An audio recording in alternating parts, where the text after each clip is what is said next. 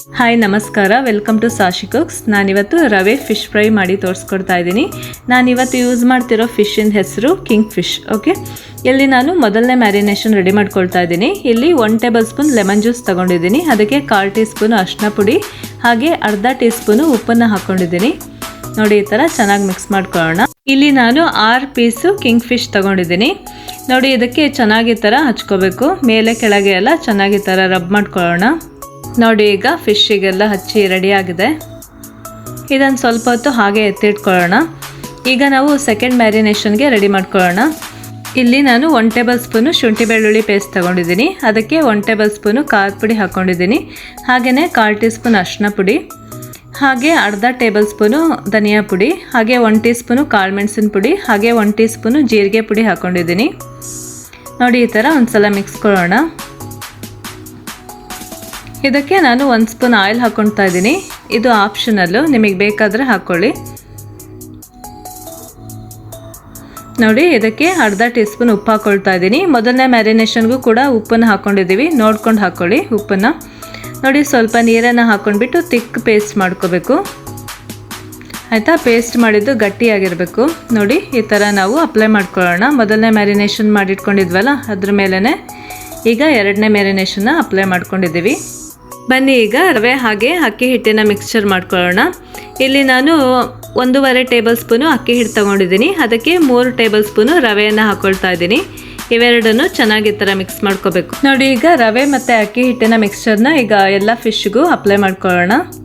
ನೋಡಿ, ಮೇಲೆ ಕೆಳಗೆ ಹಾಗೆ ಸೈಡಿಗೆಲ್ಲ ನೀಟಾಗಿ ಅಪ್ಲೈ ಮಾಡ್ಕೊಂಡಿದ್ದೀನಿ. ಇಲ್ಲಿ ನೋಡಿ, ಈ ಥರ ಅಪ್ಲೈ ಮಾಡ್ಕೋಬೇಕು. ನೋಡಿ, ಈಗ ಅಪ್ಲೈ ಮಾಡಿಕೊಂಡು ರೆಡಿಯಾಗಿದೆ. ಈಗ ಫಿಶ್ ಫ್ರೈಗೆ ರೆಡಿ ಮಾಡ್ಕೊಳ್ಳೋಣ. ಬನ್ನಿ, ಈಗ ತವಾ ಇಲ್ಲಿ ಇಟ್ಕೊಂಡಿದ್ದೀನಿ.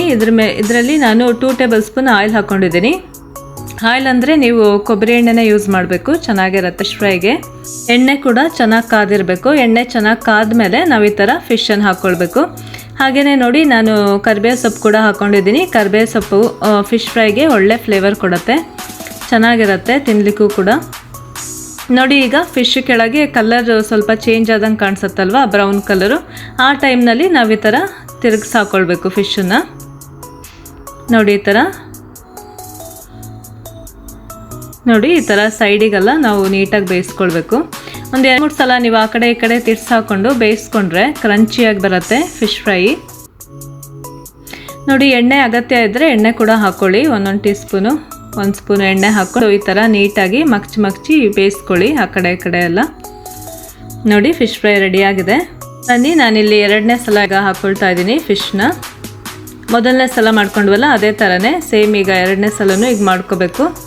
ನೋಡಿ, ನೀಟಾಗಿ ಈ ಥರ ತಿರುಗಿಸಿ ಹಾಕ್ಕೊಂಡು, ನೋಡಿ ಕರಿಬೇವು ಸೊಪ್ಪು ಹಾಕ್ಕೊಂಡಿದ್ದೀನಿ ಮೇಲ್ಗಡೆ, ಆ ಥರ ಹಾಕ್ಕೊಂಡು ನೀಟಾಗಿ ಈ ಥರ ಕುಕ್ ಮಾಡ್ಕೊಳ್ಳಿ. ಆಯಿತಾ? 2-3 ಸಲ ತಿರುಗಿಸಿ ಹಾಕೊಳ್ತಾ ಬೇಯಿಸ್ಕೊಂಡ್ರೆ ತುಂಬ ಕ್ರಂಚಿಯಾಗಿರುತ್ತೆ ಫಿಶ್ ಫ್ರೈ. ಇದನ್ನು ಮೀಡಿಯಮ್ ಉರಿಯಲ್ಲಿ ಬೇಯಿಸ್ಕೊಳ್ಳಿ. ನೋಡಿ, ಈ ಥರ ಚೆನ್ನಾಗಿ ಬೇಯಿಸ್ಕೋಬೇಕು.